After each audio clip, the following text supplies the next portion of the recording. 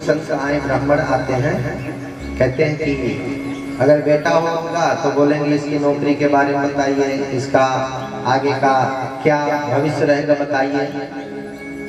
उसी भांति हिमालय राज ने नारद जी महाराज से पूछा।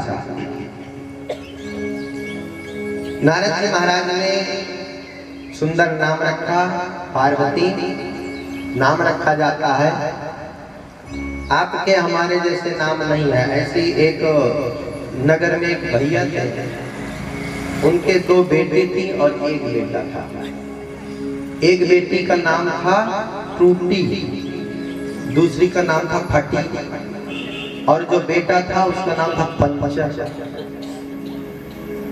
एक दिन एक मेहमान आ गए, भैया दरवाजे में खड़े थे।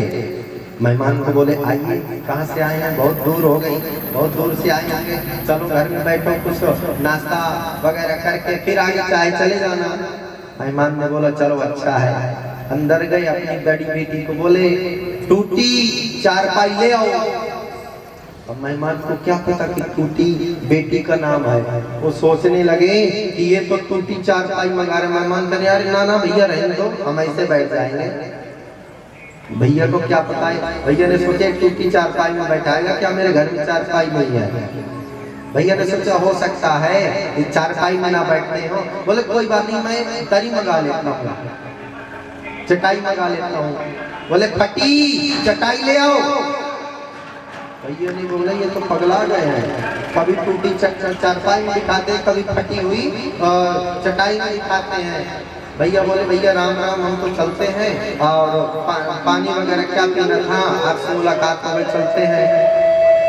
भाई साहब ने कहा कि सुनो, जा रहे हो तो पैदल कहाँ तक जाओगे? बेटे को बोलता हूँ साइकिल से छोड़ आएगा, और बेटे का नाम बोले पंचर, साइकिल ले आओ। तो ऐसे ऐसे कभी कभी नाम हो जाते हैं, इसलिए आप लोग सावधान रहना नामों से। नारद जी महाराज ने सुंदर बतलाया माँ पार्वती का विवाह किसके साथ होगा कि जोगी जटिल काम मन नगमय मंगल दोष, अस स्वामी ही कामिनी परिहस्त सिरे। भगवान शिव कहते हैं जिनके साथ इनका विवाह होगा वो जोगी होगा, भस्म लपेटने वाला होगा, बागंबर धारण करने वाला होगा, गले में सर्पों की माला होगी, रहने का कोई ठिकाना नहीं होगा। जो अकामी होगा, निष्कामी होगा, काम से परे होगा, वही पार्वती का पति होगा।